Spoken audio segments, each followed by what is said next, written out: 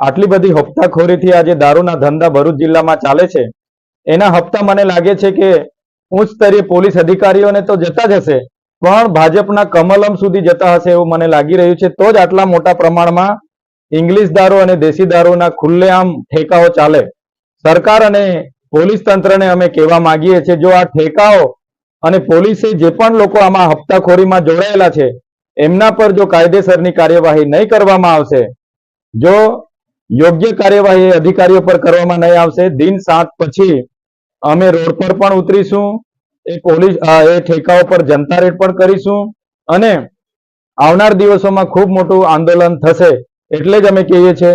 કે ગાંધીના ગુજરાતમાં આ દારૂ બંધી થવી જોઈએ અને જે પણ લોકો આ ઠેકા ચલાવે છે એમના પર, જે પણ લોકોએ હપ્તા લીધા છે એમના પર કાયદેસરની કાર્યવાહી કરવામાં આવે.